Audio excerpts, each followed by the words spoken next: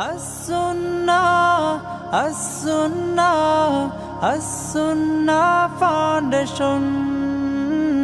As-Sunnah, As-Sunnah, As-Sunnah Foundation. আসসালামু আলাইকুম ওয়া রাহমাতুল্লাহি ওয়া বারাকাতুহু। আলহামদুলিল্লাহ, ওয়াসসালাতু ওয়াসসালামু আলা রাসূলিল্লাহ ওয়া আলা আলিহি ওয়া আসহাবিহি ওয়া মান ওয়ালা, আম্মা বা'দ। সুপ্রিয় দর্শক শ্রোতা ভাই বোন, দেশ কিংবা প্রবাস যে যেখান থেকে দেখছেন, আপনাদের সকলকে সাদর আমন্ত্রণ জানাচ্ছি আসুন্নাহ ফাউন্ডেশন স্টুডিও থেকে। আপনারা দেখছেন আসুন্নাহ ফাউন্ডেশন আয়োজিত সাপ্তাহিক প্রশ্ন উত্তরমূলক অনুষ্ঠান শরঈ সমাধানের 295তম পর্ব। আল্লাহ তাআলার অশেষ মেহেরবানিতে আপনারা সেই শুরু থেকে নির্বিচ্ছিন্নভাবে অনেকে আমাদের সঙ্গে যুক্ত আছেন এবং আমরা দেখতে দেখতে 300তম পর্বের মাইল ফলক স্পর্শ করবার খুব কাছাকাছি অবস্থান করছি। ফালিল্লাহিল হামদ। প্রিয় দর্শক, 300তম পর্বের পর এই লাইভ অনুষ্ঠানটি আমরা আর নিয়মিত করব কিনা সে বিষয়ে ইতিমধ্যে আপনাদেরকে আমাদের দৃষ্টিভঙ্গি জানিয়েছিলাম। আপনাদের মূল্যবান মতামত আপনারা আমাদের কাছে জানাবেন। বিশেষ করে আসুন্নাহ ফাউন্ডেশনে কল সেন্টারের মাধ্যমে একদল দক্ষ প্রশিক্ষিত ওলামায়ে কেরাম বাংলাদেশ সময় সকাল 8টা থেকে রাত 10টা পর্যন্ত আপনাদের যে কোনো শরঈ প্রশ্নের উত্তর দিয়ে থাকেন এবং সেই সাথে আমার আরও বেশ কিছু ব্যস্ততা বেড়েছে।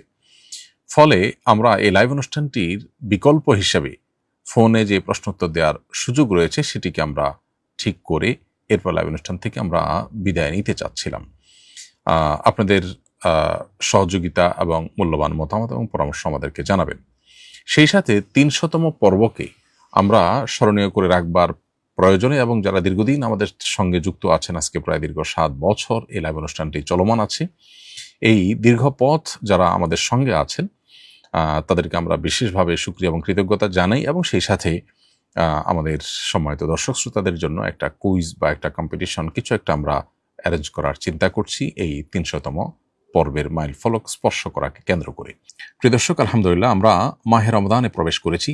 আল্লাহর অপার অনুগ্রহের মধ্য থেকে একটা হলো রমাদান, যে রমাদান আমাদের গুনাহগুলোকে মাফ করাবার সুবর্ণ সুযোগ, যে রমাদান আল্লাহর রহমত আপন করে নেওয়ার সবচেয়ে মোক্ষম সুযোগ।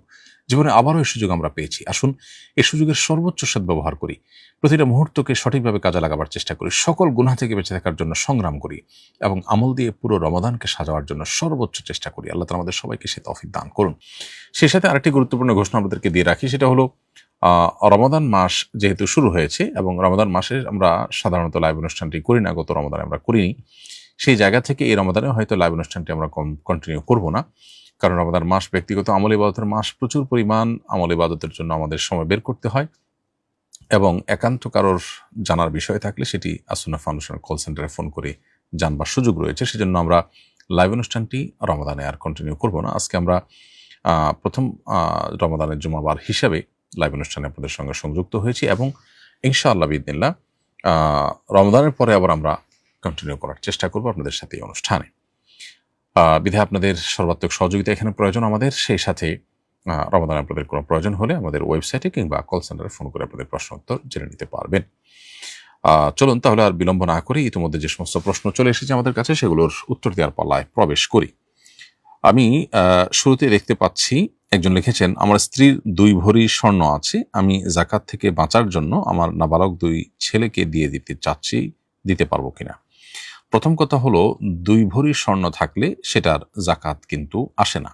অর্থাৎ শুধু 2 ভরি স্বর্ণ যদি কারোর থাকে তাহলে সেক্ষেত্রে সেটা যাকাতযোগ্য সম্পদের মধ্যে গণ্য হয় না।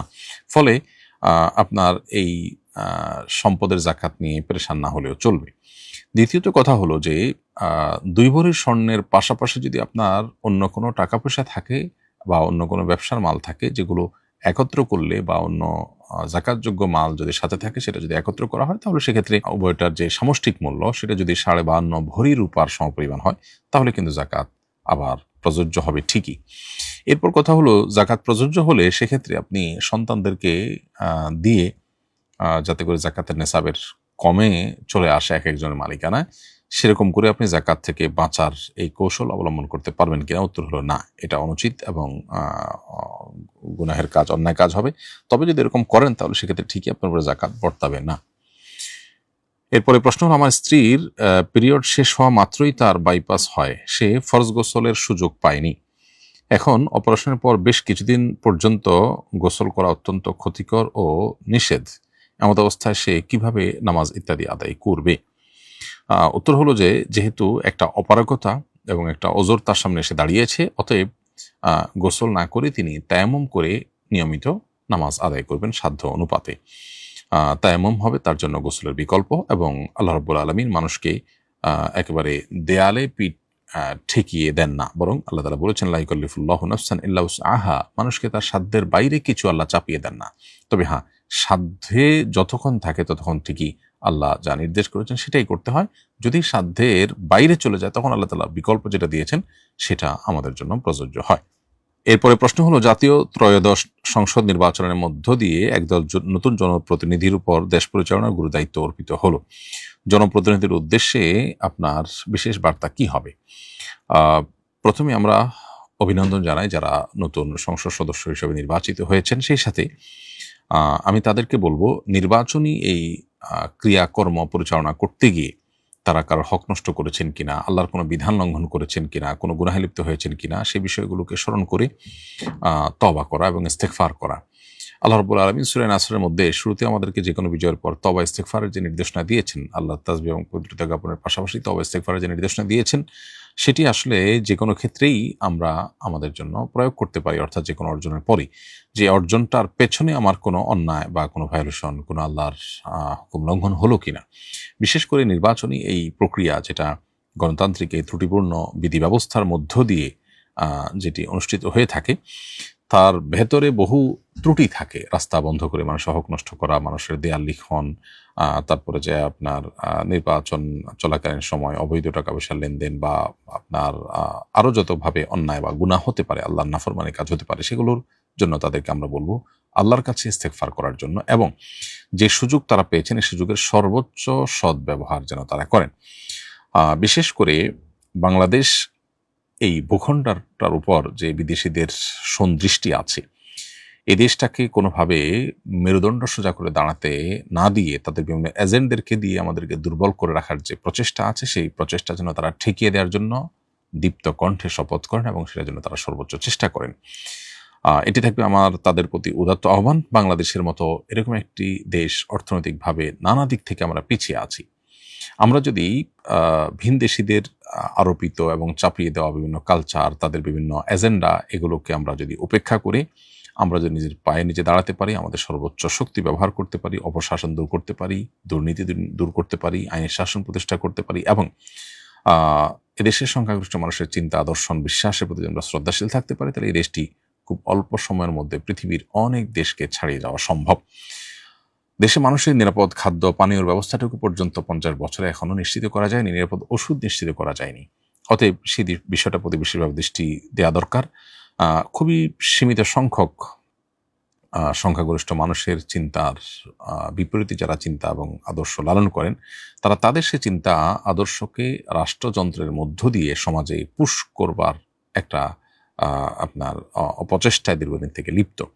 অতএব এই সমস্ত জায়গাগুলোতে তারা বিশেষভাবে যেন নজর দেন, এবং তারা যেন দেশ, মুসলিম উম্মাহ এবং দেশের মানুষের সার্বিক কল্যাণের প্রতি মনোযোগী হন। সেজন্য আমরা তাদেরকে উদাত্ত আহ্বান রাখি, এবং আমরা আশা করব যে এই সুযোগটা তারা সদ্ব্যবহার করবেন। বাংলাদেশের মানুষের প্রত্যাশা অনেক বেশি কিছু না, তারা অল্প কিছু চায়।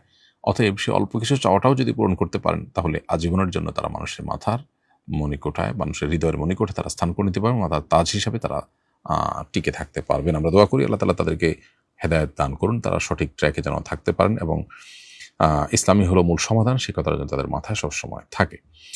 বড় মসজিদে সুতরা ছাড়া মুসল্লি কত দূর দিয়ে যেতে পারবে?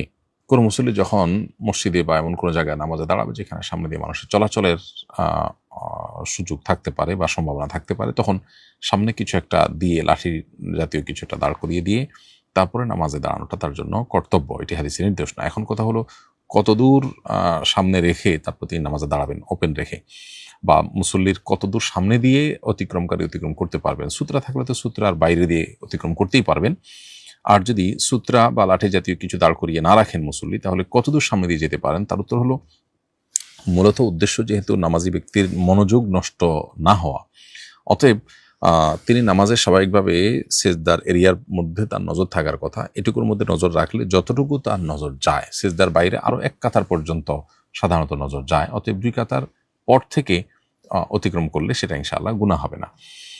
অনেক উলামা ইকরাম 3 কাতারের কথা বলেছেন। অবশ্য অনেক উলামা ইকরাম জাস্ট 1 কাতার সেজদার জায়গার বাইরে দিয়ে যাওয়ার অনুমোদন দিয়েছেন, কিন্তু সতর্কতামূলক মত হয় 2য় কাতারের পর থেকে হাঁটাচলা করলে ইনশাআল্লাহ সেটি আশা করা যায় নাজায়েজ হবে না। তবে যিনি দাঁড়িয়েছেন তার কর্তব্য ছিল সুতরাং নিয়ে দাঁড়ান। তিনি না করলে সেক্ষেত্রে যারা অতিক্রম করবেন তাদের দায়িত্ব হলো নামাজি ব্যক্তির মনোযোগ যেন নষ্ট না হয় সেভাবে চলাফেরা করা।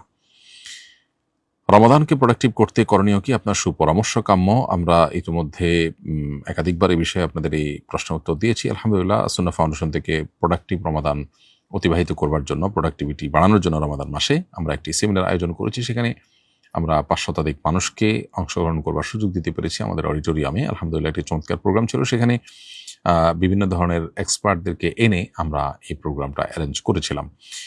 এই ধরনের প্রোগ্রামে আপনারা জয়েন করতে পারেন এবং সবচেয়ে বড় জিনিস হলো যে আমলি রমাদান, আমলের রমাদান অতিবাহিত করবার জন্য আমলের পরিবেশ এবং নেককার মুত্তাকি পরহেজগার মানুষদের, আল্লাহওয়ালা মানুষদের সোহবত, সান্নিধ্য, সাহচর্য এটা অনেক বেশি হেল্পফুল হয়। অতএব সেই বিষয়টিতে আমরা মনোযোগ দেই।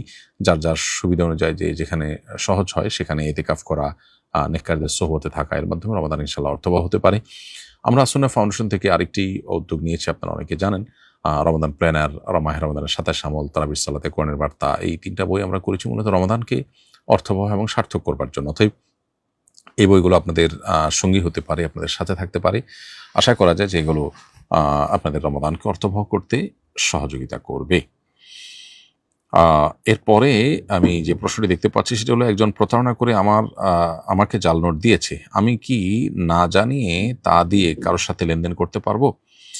কেউ যদি আপনাকে জাল নোট দিয়ে থাকে তাহলে তিনি অন্যায় করেছেন, গুনাহ করেছেন। এখন আপনি এটা আবার আরেকজনকে দিতে পারেন না, কারণ আপনি যাকে দিয়েছেন তিনি তো কোনো অন্যায় করেননি। যে আপনাকে দিয়েছে আপনি তাকে যদি আবার দেন তাহলে সেটা জায়েজ হতে পারে, কিন্তু যে আপনাকে দেয়নি এরকম একটা মানুষকে আপনি দিলেন তাহলে তার তো কোনো দোষ নেই। একজনের দোষ তো আরেকজনের ঘাড়ে আপনি চাপাতে পারেন না, তো এই জন্য এটা জায়েজ হবে না।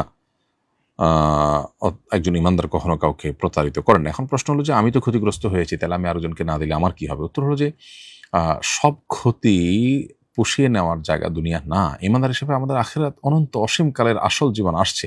সো এখানকার যে ক্ষতিটা পোষাতে গিয়ে আল্লাহর নাফরমানি হবে, সেটা যদি আমি অ্যাভয়েড করি, আল্লাহ তাআলা এই ক্ষতি আমাকে বহুভাবে পুষিয়ে দিবেন আখিরাতে ইনশাআল্লাহ। অতএব ইমানদারের কোনো হারাবার কিছু নেই। আমি যখন গুনাহ থেকে বাঁচবো আল্লাহ তাআলার ভয়ে, এটার মূল্য আমি আল্লাহর কাছে পাবো ইনশাআল্লাহ আখিরাতে। নির্বাচন পরবর্তী সময়ে দেশের বিভিন্ন স্থানে ক্ষমতার অপব্যবহার, দখলদারিত্ব, ভিন্ন মতের মানুষের উপরে জুলুম ও সহিংসতার অভিযোগ সামনে আসছে। এমন পরিস্থিতিতে দায়িত্বশীল রাজনৈতিক দল ও রাষ্ট্রের ভূমিকা কেমন হওয়া উচিত? এ বিষয়ে আপনার মন্তব্য জানতে চাই। প্রথম কথা হলো, নির্বাচন পরবর্তী সহিংসতা এবং ক্ষমতার অপব্যবহার, দখলদারিত্ব এগুলো বাংলাদেশে দীর্ঘদিন থেকে চলে আসছে। মানুষ এগুলো থেকে মুক্তি চায়। আমাদের রাজনৈতিক দলগুলো যদি এই বাস্তবতাগুলো উপলব্ধি করতে পারেন তাহলে তারা নিজেরাও এদেশে দীর্ঘদিন পর্যন্ত তাদের কার্যক্রম পরিচালনা করতে পারবেন, মানুষকে সেবা করার সুযোগ পাবেন, আর মানুষও আসলে আল্লাহর কাছে তাদের জন্য দোয়া করবে। আর যদি তারা এটা না বুঝেন তাহলে সেক্ষেত্রে একের পর এক সরকার পরিবর্তন হবে, মানুষ রুষ্ট হবে, রাস্তায় নেমে আসবে, মানুষ সংক্ষুব্ধ হবে, বদদোয়া করবে, দুনিয়া ধ্বংস হবে, তাদের আখিরাত ধ্বংস হবে। বিধায় আমি আশা করব যে আমাদের রাজনৈতিক দলগুলো এই বিষয়গুলোকে অনুধাবন করার চেষ্টা করবেন এবং তাদের বিশেষ করে ক্ষমতাসীনদের দায়িত্বটা এখানে বেশি। তারা তাদের নেতা কর্মীদেরকে সর্বোচ্চ কন্ট্রোল করবেন। বাংলাদেশের মানুষ আসলে একটি সুন্দর পরিবেশ চায়। দীর্ঘদিন পর্যন্ত অপশাসন, জুলুম, স্বেচ্ছাচারী মনোভাব এবং যা খুশি তা করা, সাধারণ মানুষকে গোলামের মতো আচরণ করা, আর ক্ষমতাসীনরা নিজেদেরকে মালিকের মতো ট্রিট করা, এই আচরণটা দেখতে দেখতে মানুষ অতিষ্ঠ আসলে, এবং মানুষ এগুলো থেকে মুক্তি চায়। অতএব মানুষের চাওয়ার বিপরীতে গিয়ে খুব বেশি দিন আসলে টেকা যায় না। অতএব আমি আশা করব যে আমাদের দায়িত্বশীলরা তারা এই বিষয়গুলোকে বিবেচনা করবেন এবং জনগণের পালস বোঝার চেষ্টা করবেন। 2026-এর পৃথিবীর মানুষ এখন অনেক সচেতন। এখন কোনো কিছু আর লুকোছাপা আসলে দেওয়া সম্ভব নয়। আল্লাহ তাআলা তাদেরকে হেদায়েত দান করুন, আমরা মনে প্রাণে দোয়া করি। এবং যারা জুলুম করবেন মনে রাখবেন, এই জুলুমের বিচার শুধু আখিরাতে হবে না, দুনিয়াতেই আপনি এটার জন্য সাফারার হবেন এবং আপনাকে এর মূল্য দিতে হবে, টুডে অর টুমরো। যারা ইতিপূর্বে জুলুম করেছে কেউ রক্ষা পায়নি, প্রত্যেকটা মানুষকে তার প্রাপ্য আল্লাহ তাআলা বুঝিয়ে দিয়েছেন। এজন্য আল্লাহর ওয়াস্তে জুলুম করবেন না। তাছাড়া আখিরাতে জুলুম কিন্তু বহুমুখী অন্ধকার হয়ে আসবে, নবী সাল্লাল্লাহু আলাইহি ওয়াসাল্লাম জানিয়েছেন। এর পরের প্রশ্ন হলো, ব্যক্তিগত ও প্রাতিষ্ঠানিক প্রয়োজনে আমার নানা ডিভাইস ব্যবহার করতে হয়, বিভিন্ন ওয়েব ও সোশ্যাল ব্রাউজার ব্যবহার করতে হয়। পড়াশোনা যোগাযোগের জন্য আমার ছেলেকেও ডিভাইস কিনে দিতে হয়েছে। সোশ্যাল মিডিয়া ব্যবহার করলে চোখের জেনা এড়ানো কঠিন। এ ব্যাপারে আপনার পরামর্শ ও দিক নির্দেশনা কামনা করছি। প্রিয় দর্শক, অত্যন্ত গুরুত্বপূর্ণ এবং অত্যন্ত প্রয়োজনীয় একটি প্রশ্ন আপনি করেছেন। এই প্রশ্নের উত্তর হলো, আল্লাহ রাব্বুল আলামিন আমাদেরকে যে ঈমান দিয়েছেন, আমাদেরকে যে মুসলিম আইডেন্টিটি দিয়েছেন, এটিকে রক্ষা করবার জন্য আমাদের সর্বোচ্চ সচেষ্ট থাকতে হবে। এ ব্যাপারে আমাদের কোনো কারোরই হয়তো ভিন্নমত থাকার কোনো কারণ নেই। আমরা অনেকেই ঈমান আমল রক্ষা করবার জন্য যতটা সচেতন অন্য সব ক্ষেত্রে, সোশ্যাল মিডিয়া এবং অনলাইনের জগতে যখন আমরা বিচরণ করি, তখন আমরা নিজেদের অজান্তেই অথবা জ্ঞাতসারেই হয়তোবা আমরা গুনাহের জগৎ থেকে বেঁচে থাকতে পারি না। অন্য অনেক ক্ষেত্রে হয়তো ঈমান, আমল, তাকওয়া এগুলোকে আমরা রক্ষা করার চেষ্টা করি এবং সফলও হই অনেকটা। কিন্তু সোশ্যাল মিডিয়াতে বিশেষ করে যখন প্রবেশ করি এবং এখানে যখন আমরা নিমজ্জিত হয়ে যাই, ডুবে যাই, তখন গুনাহ থেকে বেঁচে থাকাটা আমাদের জন্য অত্যন্ত দুরূহ হয়ে পড়ে। ব্যক্তিগতভাবে অনেকে হালাল হারাম খুব মেনটেন করেন, অনেকেই হয়তো পর্দাও মেনটেন করেন, অন্য অনেক বিষয়ে মাশাআল্লাহ মাহরাম মেনটেন করেন, তাকওয়া চর্চা করার চেষ্টা করেন। কিন্তু এই জায়গাটা এসে অনেকখানি দুর্বল হয়ে পড়েন এবং শয়তানের কাছে অনেকটাই আত্মসমর্পণ করে ফেলেন। মূলত ইসলাম এবং মুসলমানদের যারা শত্রু, যারা মুসলমানদের রুহানি শক্তি, ইমানের শক্তিকে শেষ করে দিতে চায়, তারা এই আয়োজনগুলোকে অত্যন্ত সুপরিকল্পিতভাবে আমাদের সামনে উপস্থাপন করেছে এবং আমাদের মধ্যে ছড়িয়ে দিয়েছে। তো একদিকে তো আমাদের জীবনের প্রয়োজনে এই সমস্ত জগতে বিচরণ করতে হয়, অবশ্য অনেকের প্রয়োজন ছাড়াও শুধুমাত্র টাইম পাসের জন্য এগুলোতে বিচরণ করবার অভ্যাস আছে। যাই হোক না কেন, একদিকে এই বাস্তবতা আছে, অপরদিকে আমাদের ঈমান আমল রক্ষা করবার প্রশ্ন আছে। এই দুয়ের মধ্যে সমন্বয় আমরা কিভাবে করতে পারি? এর উত্তরে আমি বলবো যে, প্রথমত যে বিষয়টি দরকার তা হলো এর ভয়াবহতাটা আমাদের অনুধাবন করা দরকার। এগুলো শুধুমাত্র অন্য 10টি গুনাহের মতো গুনাহই নয়, প্রত্যেকটা গুনাহেরই কিছু ক্ষতি আছে, এগুলোর কিছু ভয়ঙ্কর ক্ষতিকর দিক আছে। সেই ক্ষতিকর দিকগুলোর একটা হলো যে এর ফলে আমাদের ইবাদতের আগ্রহ কমে যায়, ইবাদতের স্বাদ তৃপ্তি কমে যায়, এর ফলে আমাদের রুহানিয়াত, ইমানি শক্তি কমে যায়। ধীরে ধীরে আমি নামকাওয়াস্তে মুসলমানে পরিণত হই। এজন্য চোখের গুনাহ, কানের গুনাহ এগুলো থেকে বাঁচার জন্য আমাদের বিশেষভাবে সচেষ্ট হতে হবে এবং এগুলোর ভয়াবহতাটা আমাদেরকে খুব ভালোভাবে আঁচ করতে হবে, অনুধাবন করার চেষ্টা করতে হবে। আমরা যখন খুব দৃঢ়ভাবে সংকল্প করব, পণ করব, শপথ করব এবং সচেষ্ট হব যে এই গুনাহগুলোতে আমাকে বেঁচে থাকতে হবে, তখন আল্লাহ তাআলা আমাকে বহু পথ বের করে দিবেন। আল্লাহ বলেছেন, ওয়াল্লাযীনা জাহাদু ফিনা লানাহদিয়ান্নাহুম সুবুলানা, যারা আল্লাহর রাহে আসার জন্য সংগ্রাম করেন, সর্বোচ্চ সাধনা এবং চেষ্টা করেন, আল্লাহ তাআলা তাদেরকে আল্লাহর রাহে আসার বহু পথ দেখিয়ে দেন। অতএব নিজেকে, নিজের সন্তানকে, পরিবারকে এ সমস্ত গুনাহের ভয়াবহ ক্ষতি থেকে বাঁচাবার জন্য আমাদের বহুমুখী উদ্যোগ নিতে হবে। আল্লাহর কাছে আমরা দোয়া করব, আল্লাহ যেন আমাদেরকে হেফাজত করেন। সেই সাথে এই সমস্ত জগতে বিচরণ করা একান্ত প্রয়োজন না হলে আমরা বিচরণ করবই না, এটা হলো সবচেয়ে বড় সমাধান। এর পাশাপাশি যাদের বিচরণ করতে হয়, অনলাইনে তার ঢুকতে হয়, প্রবেশ করতে হয়, সোশ্যাল মিডিয়া ব্রাউজ করতে হয়, তাদের সেখানে সেফটি বেল্ট নিয়ে তারপর প্রবেশ করতে হবে। এক তো হলো ইমানি শক্তি বৃদ্ধি করে প্রবেশ করা, যাতে করে গুনাহ থেকে আমি বেঁচে থাকবো। হারাম কোনো কিছু আসলে সেটা আমি দেখবো না, এড়িয়ে যাব। হারাম কোনো কিছু কানে আসলে আমি শুনবো না, এরপরে সচেষ্ট থাকবো। এর পাশাপাশি আজকাল বিভিন্ন অ্যাপ বের হয়েছে, যেমন আমাদের কিছু তরুণ বন্ধুরা কাহাফ গার্ড, কাহাফ কিডস, কাহাফ ব্রাউজার এগুলো তারা ডেভেলপ করেছেন। এগুলো মোবাইলে যদি আমরা ডাউনলোড করে নিই, ইনস্টল করে নিই, ইনশাআল্লাহ বিদিনিল্লাহ এগুলোর মাধ্যমে আমরা আমাদের এই হারাম যে গুনাহগুলোর ভয়াবহতা নিয়ে আমরা, হারাম কাজগুলোর যে ভয়াবহতা নিয়ে আমরা শঙ্কিত, সেগুলো থেকে বেঁচে থাকা অনেকটা সহজ হবে। যেমন কাহাফ গার্ড এই অ্যাপ ডাউনলোড করলে এখানে এই কাহাফ ফ্যামিলির যা আয়োজন আছে, বিশেষ করে এই জাতীয় গুনাহ থেকে বাঁচাবার জন্য, সেই সবগুলো আমরা একসাথে পেয়ে যাব। আমার দীর্ঘদিন থেকে অভিজ্ঞতা আছে যে কাহাফ ব্রাউজার যখন ব্যবহার করা হয়, এটা যখন ইনস্টল করে এই কাহাফ ব্রাউজার ব্যবহার করে যখন আমরা ব্রাউজ করি অনলাইনে, তখন দেখা যায় যে কোনো আমি নিউজ পেপার পড়ছি, সেখানে কোনো হারাম ছবি আসলো, ছবিটাকে তারা ব্লার করে দিচ্ছে, অটো ব্লার হয়ে আমার সামনে আসছে। ফলে আমি নিউজ ঠিকই পড়ছি, কিন্তু হারাম ছবির দিকে আমার তাকাবার পথ রুদ্ধ হয়ে থাকছে, আমি গুনাহ থেকে বেঁচে থাকতে পারছি। ঠিক একইভাবে কোনো ভিডিও আমাকে দেখতে হচ্ছে, ভিডিওতে মিউজিক আছে, ব্যাকগ্রাউন্ড মিউজিক আছে, যেটা হারাম শোনা আমার জন্য। আমার নিজের অজান্তে হয়তো প্রয়োজনীয় জিনিস দেখতে দেখতে আমি ওটা শুনছি। ওটা শোনার ফলে কিন্তু আমার কল্ব নষ্ট হচ্ছে, আমার কল্ব অন্ধকার হচ্ছে, আমার সত্য অসত্য নিরূপণ করা কঠিন হয়ে যাচ্ছে, গুনাহ হয়ে যাচ্ছে, রুহানি শক্তি, ইমানি শক্তি নষ্ট হয়ে যাচ্ছে, আমার স্পিরিচুয়ালিটি ধ্বংস হয়ে যাচ্ছে। সেই জায়গা থেকে আমি যখন কাহা ব্রাউজার ব্যবহার করে এরকম কোনো ভিডিও দেখবো, তখন দেখা যাবে যে সেই ভিডিওর ওই হারাম যে মিউজিকটা সেটা মিউট হয়ে আসছে আমার কাছে। ঠিক একইভাবে বাচ্চাদের যে ডিভাইসগুলো আমরা দিচ্ছি, সেখানে যদি কাহাফ কিডস এটা ইনস্টল করে দেই, তখন দেখা যাবে যে সে বাচ্চা যখন ওই ডিভাইস ব্যবহার করে কোনো কিছু দেখছে, তখন তার ঈমান আমলের জন্য হার্মফুল যা আছে সেই জিনিসগুলো তার সামনে ব্লার হয়ে আসবে বা মিউট হয়ে আসবে বা সেগুলো ব্লক হয়ে আসবে, সে চাইলে সেগুলো ওপেন করতে পারবে না।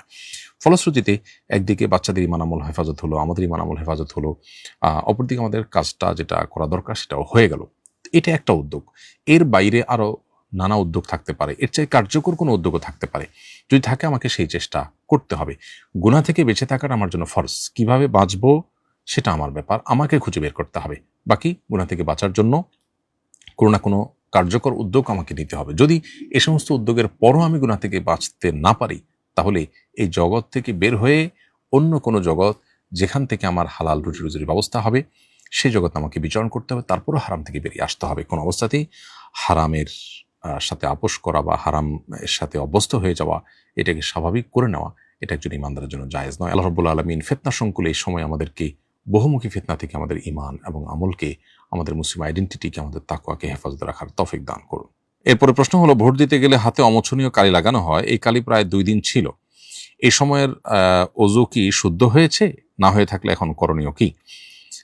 ভোট দেওয়ার পর যে হাতে কালি লাগানো হয়, এই কালিটা এমন কালি নয় যেটা আমাদের ত্বক বা চামড়ার উপরে আলাদা কোনো আবরণ তৈরি করে ফেলে, যার ফলে পানি ত্বকে পৌঁছায় না। এটা এরকম কালি না।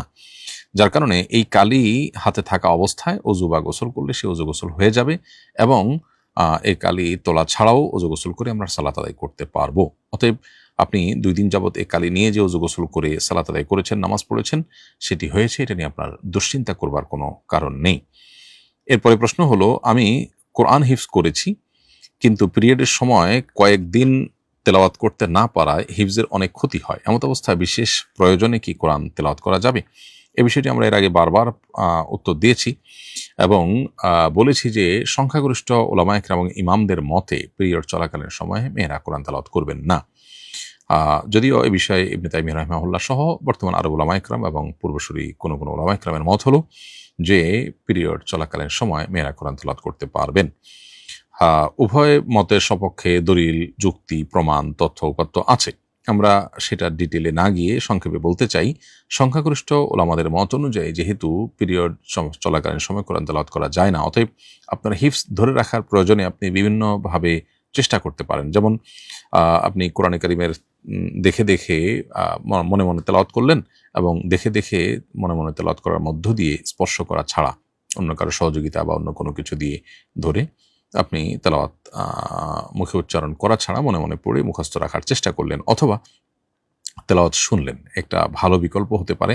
তেলাওয়াত শুনলে কিন্তু পড়ার মতো কাজ হয়। একান্ত সেটাও যদি আপনার জন্য কার্যকর না হয়, তাহলে সেক্ষেত্রে ভেঙে ভেঙে পড়তে পারবেন, এটার অনুমোদন ওলামা ইকরাম দিয়েছেন। আর সৌদি আরব ওলামা ইকরামের মতে এটি মাসিক অবস্থা করা যাবে, কারণ ওনাদের বক্তব্য হলো যে বেশিরভাগ হাদিস যেগুলোর আলোকে জমহুর ওলামা ইকরাম বা সংখ্যাগরিষ্ঠ ওলামা ইকরাম পিরিয়ড চলাকালীন সময় কোরআন তেলাওয়াত করতে নিষেধ করেন মেয়েদেরকে, সেগুলোতে মূলত গোসল ফরজ অবস্থায় কোরআন তেলাওয়াত করতে নিষেধাজ্ঞার কথা বলা হয়েছে, মাসিকের কথা আলাদা করে বলা হয়নি। এদিকে যে সমস্ত ওলামা ইকরাম মাসিক অবস্থায় কোরআন তেলাওয়াত নিষেধ করেন, তারা বলেন যে গোসল ফরজ অবস্থায় যেহেতু কোরআন তেলাওয়াত করতে নিষেধ করা হয়েছে হাদিসে, আর মাসিকরত অবস্থায় মানুষের গোসল ফরজ থাকে বিধায় এই বিধান সেখানে স্বয়ংক্রিয়ভাবেই প্রযোজ্য হয়। এরপরে প্রশ্ন হলো, আমার স্ত্রীর 1.5 ভরি স্বর্ণ ও আমার কাছে 1.5 লক্ষ টাকা আছে, এছাড়া আমাদের কাছে অন্য কোনো ব্যবসায়িক সম্পদ নেই, এখন কি আমাদের উপর যাকাত আসবে? উত্তর হলো, আপনার যেহেতু 1.5 ভরি স্বর্ণ, আপনার স্ত্রী যেহেতু 1.5 ভরি স্বর্ণ, আপনার 1.5 লক্ষ টাকা আছে, আপনার স্ত্রীর যে ১.৫ ভরি স্বর্ণ সেটা দিয়ে তো জাকাত আসে না, শুধু ১.৫ ভরি স্বর্ণ তো জাকাত আসে না। যদি স্বর্ণের সাথে টাকা থাকতো জাকাত আসতো, টাকাটা তো ওনার না, আপনার, অতএব এই টাকা ওখানে কাউন্ট হবে না। আপনার যে টাকা আছে সে টাকা দিয়ে এখন বর্তমান যে আপনার রূপার মূল্য, সেই হিসাবে বর্তমান বাজার দর অনুযায়ী ৫২.৫ ভরি রূপা কেনার মতো টাকা আপনার না থাকা আপনার উপর জাকাত আসবে না। অতএব স্বামী স্ত্রীর দুজনের টাকা একত্র করলে জাকাত আসার মতো সম্পদ হয়, এটা যদি হয় তাহলে সেক্ষেত্রে সেটা একত্র করে জাকাত দিতে হবে না, কারণ প্রত্যেকের হিসেব আলাদা আলাদা। এরপরে প্রশ্ন হলো, আমার ভাইয়েরা এক সংসারে থাকেন, ভাইদের উপার্জনের সংসার চলে। আমি বাড়িতে গেলে মা ভাইদের অগোচরে আমার বাড়ির বিভিন্ন শস্য খাদ্যদ্রব্য আমার মা ভাইদের অগোচরে আমাকে বাড়ির বিভিন্ন শস্য খাদ্যদ্রব্য দিয়ে দেন, এটা কি আমি নিতে পারবো? আপনার মা যদি আপনাকে খাদ্যদ্রব্য শস্য এগুলো তার যে খাদ্যদ্রব্য শস্য সেগুলো থেকে দেন তো সেটা দিতে পারেন, কোনো অসুবিধা নেই। আর যদি তিনি আপনার ভাইয়ের যে সম্পদ সেখান থেকে দেন এবং ভাইয়ের অনুমোদন থাকে, সম্মতি থাকে, মনসম্মতি থাকে, তাতেও সমস্যা নেই। আর যদি ভাইয়ের জিনিসটা মা দেন কিন্তু ভাইকে না দিয়ে, না দেখিয়ে, না জানিয়ে লুকো ছাপা করে দেন, তাহলে সেটা আপনার জন্য নেওয়া জায়েজ হবে না। আর মা নিজের সম্পদ থেকে দিলে অন্য সন্তানদেরও সমান হারে দেওয়াটা উত্তম বা দেওয়াটা উচিত, বিশেষ করে যদি আপনাকে দেওয়ার বিশেষ কোনো কারণ, আলাদা করে দেওয়ার বিশেষ কোনো কারণ না থাকে। যেমন এক সন্তান গরিব, তো গরিব হিসাবে তাকে একটু বিশেষভাবে দেওয়া হয়, অন্যদের দরকার হয় না তাদেরকে দেওয়া হয় না, এটা জায়েজ আছে, কোনো অসুবিধা নেই। আমার মা রমজানে 5টি জালালি খতম করবেন বলে নিয়ত করেছেন, খতমে জালালির বিধান কি? কোরআন এবং হাদিসে খতমে জালালি বলতে কোনো খতমের আলাদা কোনো বিধান নাই। অতএব আপনার মা এরকম নিয়ত করলে সে নিয়ত পুরা করারও কোনো আবশ্যকীয়তা নেই। মনে রাখবেন, রমাদান মাসে করার মতো সুন্নাহসম্মত বহু আমল আছে। আমরা কোরআনে কারীম তেলাওয়াত করব, করে শেষ করব, একবার পড়ে শেষ করে দ্বিতীয়বার খতম করব, শেষ করব, তৃতীয়বার করব, এভাবে আমরা করতে পারি। রমাদান মাসে করার মতো যে সমস্ত আমলগুলো আছে সেগুলোতে আমাদের মনোযোগ দেওয়া উচিত। এর বাইরে আপনার কোরআন এবং সুন্নাহর বাইরে অন্য বিভিন্ন আমল, বনগড়া আমল, এগুলো আমাদের রমাদান কেন্দ্রিক আমলের তালিকায় থাকা উচিত না। বিধায় আপনার মায়ের এই নিয়তটা কোনো সঠিক নিয়ত না, কারণ খতমে জালালি নামক কোনো খতমের নির্দেশনা কোরআন বা হাদিসে নেই। এটি বিভিন্ন মানুষের তৈরি বিভিন্ন আমলের যে সমস্ত বই আছে সে সমস্ত বই পুস্তকে পাওয়া যায়। এরপরে প্রশ্ন হলো, আমরা তাকে ভোট দিয়ে পাশ করিয়ে এনেছি বললে শিরক হবে কিনা? উত্তর হলো না, এরকম বললে শিরক হবে না, এটা শিরক হওয়ার কোনো কারণ নয়। কালো জাদুর বিপরীতে জাদু করা কি বৈধ হবে? উত্তর হলো না, কালো জাদুর বিপরীতে জাদু করা বৈধ হবে না। বরং কেউ যদি জাদু করে তাহলে তার বিপরীতে আপনি রকিয়া করতে পারেন, ঝাড়ফুঁকের মাধ্যমে নিজে আত্মরক্ষার ব্যবস্থা গ্রহণ করতে পারেন। আর যে আপনার ক্ষতি সাধন করেছে তাকে আল্লাহর হাওলা করে দিবেন, আল্লাহ তার বিচার করবেন। আপনি নিজে তার জন্য আবার ক্ষতি করার জন্য পাল্টা জাদুর উদ্যোগ নিতে পারেন না। এরপর প্রশ্ন করেছেন রাজীব, আমি একজন বাইক রাইডার, পেশাগত প্রয়োজনে আমাকে প্রতিদিন ভিন্ন ভিন্ন জায়গায় থাকতে হয়, ফলে এক এক দিন এক এক মসজিদে তারাবির সালাত আদায় করতে হবে। আমার প্রশ্ন হলো যে মসজিদে তারাবি পড়ি সেখানে ইমাম সাহেবকে হাদিয়া না দিলে কি তার হক নষ্ট করা হবে? অবশ্য আমার নিজ এলাকায় মসজিদের ইমাম সাহেবকে আমি নিয়মিত হাদিয়া প্রদান করি। নামাজ পড়লে ইমাম সাহেবকে হাদিয়া দিতে হবে, এটা তার প্রাপ্য হক, এরকম কোনো বিষয় না। এটা গিভ অ্যান্ড টেকের মতো বা শ্রমিক নিয়োগ দিয়ে পারিশ্রমিক দেওয়ার মতো বিষয় নয়। ইমাম সাহেবকে মসজিদ নিযুক্ত করলে ইমাম সাহেবকে বেতন দেওয়া মসজিদ কর্তৃপক্ষের দায়িত্ব। সেই হিসাবে মুক্তাদি আমরা যারা নামাজ পড়ি, আমরা ইমামের খরচ জন্য দিতে পারে, ইমামের বেতন যেন দিতে পারে, মসজিদের খরচ জন্য ব্যয় করতে পারে মসজিদ কমিটি, সেজন্য সেখানে টাকা পয়সা দেওয়া এটা আমাদের নৈতিক দায়িত্ব। কিন্তু এর মানে এই না যে এটা আবশ্যিক কোনো আমাদের জন্য দায়িত্বের মধ্যে পড়ে যেটা না দিলে আমরা গুনাহগার হব, এরকম না।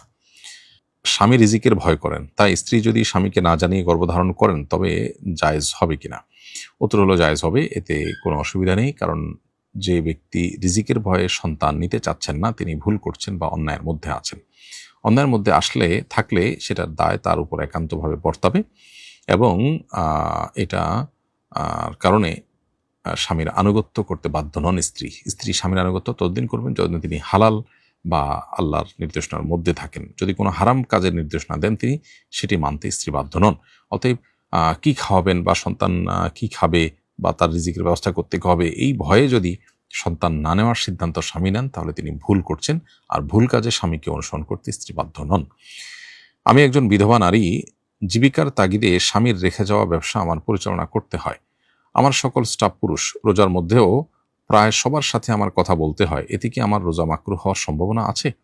উত্তর হলো, একান্ত প্রয়োজন হলে একজন নারী তিনি অন্য পুরুষদের সাথে কথা বলতে পারেন। আপনার যদি বিকল্প কোনো ব্যবস্থা না থাকে তাহলে সেক্ষেত্রে কথার মধ্যে, কণ্ঠের মধ্যে বিশেষ কোমলতা সৃষ্টি না করে ফিতনার সমস্ত বিষয়গুলোকে মাথায় রেখে আপনি প্রয়োজনীয় আলাপ আলোচনা, আজকাল তো বেশিরভাগ কাজে SMS, মেইল ইত্যাদির মাধ্যমে করা সম্ভব। যেখানে কথা বলা দরকার সেখানে কথা বললে সেটা আপনার জন্য নাজায়েজ হবে না।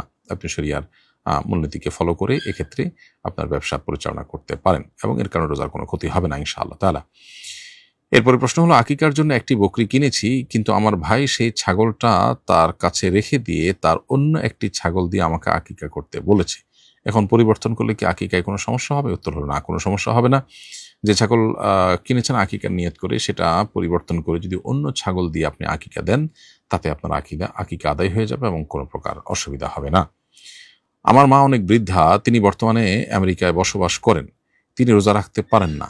তার রোজার ফিদিয়া দিলে কোন দেশ হিসাবে দিতে হবে? উত্তর হলো, আপনার মা যেহেতু আমেরিকায় বসবাস করছেন, তিনি যেখানে আছেন সেখানকার হিসেব করে, সেখানকার হিসাব অনুযায়ী তাকে ফিদিয়া দিতে হবে।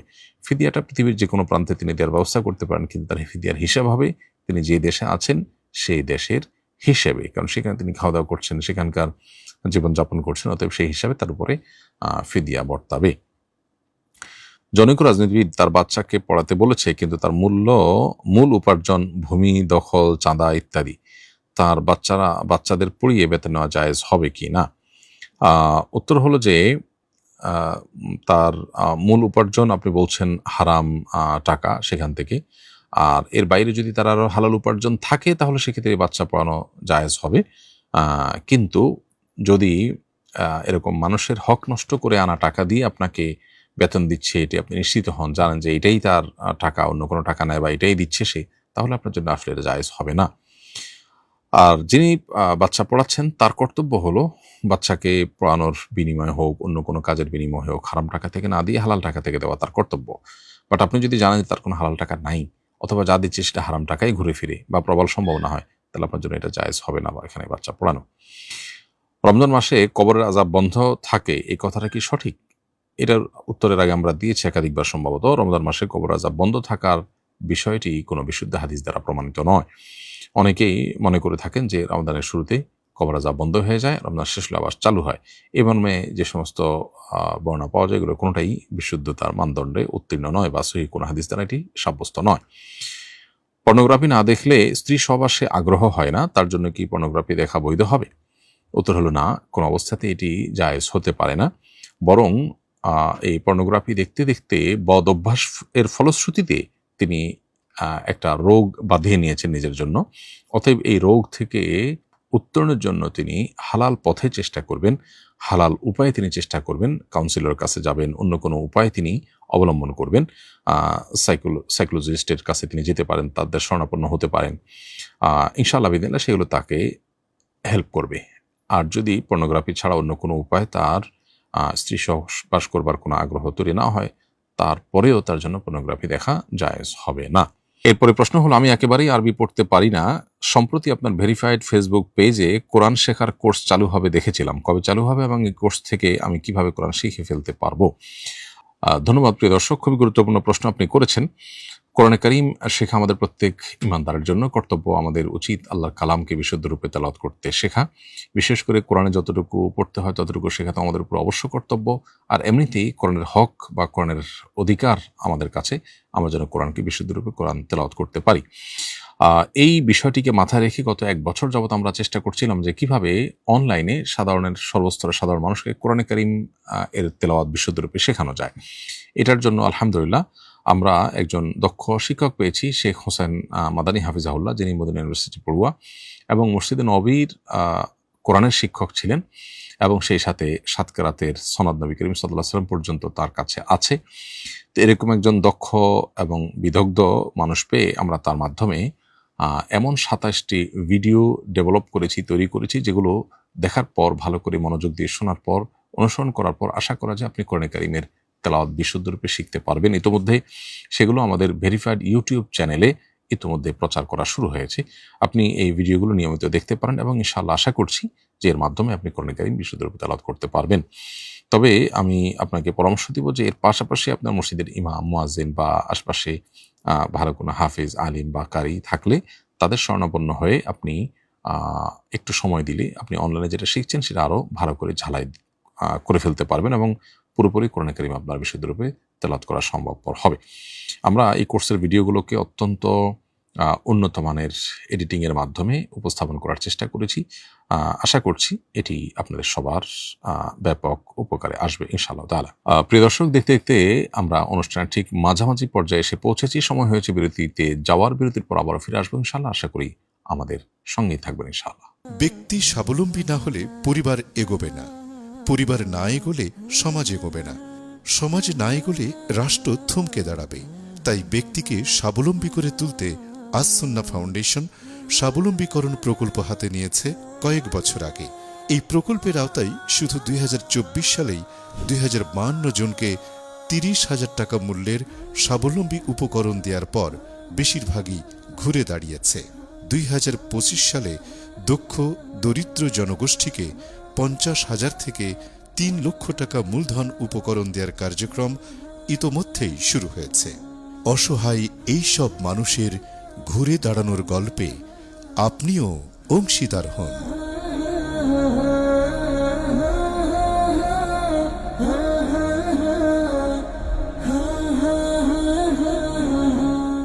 প্রিয় দর্শক, বিরতির পর আবার আপনাদেরকে স্বাগতম জানাচ্ছি শরীর সমাধান অনুষ্ঠানে। আপনারা দেখছেন আস সুন্নাহ ফাউন্ডেশন আয়োজিত সাপ্তাহিক প্রশ্ন উত্তরমূলক অনুষ্ঠান শরীর সমাধানের 295তম পর্ব। বিরতির আগে আমরা অনেকগুলো প্রশ্ন উত্তর দিয়েছি আলহামদুলিল্লাহ। এই পর্যায়ে আমি দেখতে পাচ্ছি যে প্রশ্ন সেটি হলো, মান্নত করেছিলাম যে নির্দিষ্ট কাজটি হয়ে গেলে মসজিদের হুজুরকে খাওয়াবো, এখন কি হুজুরকে বাসায় এনে খাওয়াবো নাকি বাজার করে দিব? উত্তর হলো যে এরকম মানত পূরণ করা ওয়াজিব নয়। সব মানত করলেই যে ওয়াজিব হয়ে যায় পূরণ করা, ব্যাপারটা কিন্তু তা নয়। মানত ওয়াজিব হওয়ার জন্য অনেকগুলো শর্ত আছে। যদি ধরুন কেউ অন্যায় কোনো কাজের মানত করলো, তখন সে মানত পুরা করা কিন্তু তার জন্য ওয়াজিব হয় না। অতএব আপনার এই যে মানত করেছেন, এটা কোনো অন্যায় মানত করেননি, কিন্তু মানত ওয়াজিব হওয়ার জন্য যা দরকার হয় এটি এখানে সেটি নেই, যার কারণে এই মানত ওয়াজিব করা পুরো করা আপনার জন্য ওয়াজিব নয়। তবে মসজিদের হুজুরকে বা আলেমকে আপনি যদি খাওয়ান তাতে কোনো অসুবিধা নেই। রোজা অবস্থায় ওজুর সময় কুলি করতে গিয়ে যদি গলায় পানি চলে যায় তাহলে কি রোজার সমস্যা হবে? অসতর্কতা বশত যদি আপনার গলায় পানি প্রবেশ করে অথবা কোনো খাবার চলে যায় অসতর্কতা বশত, তাহলে ফোকাহে আহনাফের মতে আপনার রোজা ভঙ্গ হবে। তবে এর কারণে আপনার শুধু কাজা করতে হবে, কাফারা করতে হবে না। তবে এ বিষয়ে আরব উলামায়ে কেরাম বা হাম্বলি ফকিহদের মত হলো ভিন্ন। তারা মনে করেন যে ভুলে খেলে যে রোজা ভঙ্গ হয় না এটা তার অন্তর্ভুক্ত। আর ফোকাহে আহনাফ বলেন যে এটা মূলত ভুলে খাওয়া নয়, তার তো রোজার কথা স্মরণ আছে, এটা হলো অসতর্কতাবশত গলদকরণ করা। আর ভুলে খাওয়া বলতে রোজার কথা ভুলে গেছেন, এই অবস্থায় খাচ্ছেন, এরকম খেলে সেটা রোজা ভঙ্গের কোনো কারণ হয় না সবার মতেই। অতএব ফোকাহে আহনাফের মত অনুযায়ী আপনি রোজা অবস্থায় কুলি করতে গিয়ে যদি গলার ভেতরে পানি প্রবেশ করে যায় তাহলে এই রোজাটা আপনাকে পরবর্তীতে কাজা রেখে দিতে হবে, এবং যেহেতু এটি অনিচ্ছাকৃত হয়েছে ফলে এর কারণে আপনার গুনাহ হবে না। ঋণকে জাকাত হিসাবে কেটে দেওয়া যাবে কিনা? বহুল প্রসিদ্ধ এবং অনেক কমন একটি প্রশ্ন। এর উত্তর হলো যে ঋণ জাকাত হিসাবে কাটা যাবে না, কারণ আপনি যখন দিয়েছেন তখন ঋণ হিসাবে দিয়েছেন, তখন জাকাত হিসাবে দেননি। এখন তুলতে পারছেন না দেখে জাকাত থেকে কাটাকাটি করলেন, সেটা জায়েজ হবে না। হ্যাঁ, যেটা আপনি করতে পারেন সেটা হলো নতুন করে জাকাতের টাকা তাকে দিয়ে এবার বলতে পারেন যে তোমাকে যে আমি যে ঋণ দিয়েছিলাম, ঋণ টাকাটা পাবো, দিতে পারছিলাম না, এখন তো তুমি টাকা পেয়েছো, এবার আমাকে দাও। আপনি যে জাকাতের টাকা তাকে দিলেন ওইটা তার কাছ থেকে আবার ঋণ হিসাবে নিয়ে আপনি আগের টাকার যেটা সেটার জাকাত আদায় করতে পারেন। এরপরে প্রশ্ন হলো, শ্বশুরকে চিকিৎসা বাবদ জাকাতের টাকা দেওয়া যাবে কিনা? উত্তর হলো, শ্বশুর যদি অভাবগ্রস্ত হন এবং জাকাতের হকদার হন তাহলে সেক্ষেত্রে তাকে আপনি চিকিৎসা বাবদ জাকাতের টাকা থেকে দিতে পারবেন, এমনকি সংসার চালাবার জন্য দিতে পারবেন। এরপর প্রশ্ন হলো, আমার প্রায় পেশাবের রাস্তা দিয়ে ঘন কিছু একটা বের হয়, এর দ্বারা কি রোজা নষ্ট হবে? উত্তর হলো না, এর কারণে রোজা নষ্ট হবে না। পেশাবের রাস্তা যদি ঘন কোনো কিছু বের হয়, এটি যে বীর্য বের হওয়ার কারণে গোসল ফরজ হয়ে থাকে, এটি তার অন্তর্ভুক্ত নয়। আর তাছাড়া এটা আপনার ইচ্ছায় হচ্ছে না, সো এর কারণে আপনার রোজা ভঙ্গ হবে না, তবে ওযু ভঙ্গ হবে। অজু ভঙ্গ হবে এবং এর ফলে আপনি পুনরায় অজু করতে হবে। আর যদি এটি তৃপ্তির সাথে খায়েশের সাথে বের হয়, হস্তমৈথুন ইত্যাদি টাইপের কোনো আচরণের কারণে, তাহলে সেক্ষেত্রে গোসল ফরজ হবে এবং রোজা ভঙ্গ হবে যদি ইচ্ছাকৃত হয়ে থাকে। আর যদি স্বপ্নদোষ হয় তাহলে গোসল ফরজ হবে ঠিকই, কিন্তু রোজা ভঙ্গ হবে না।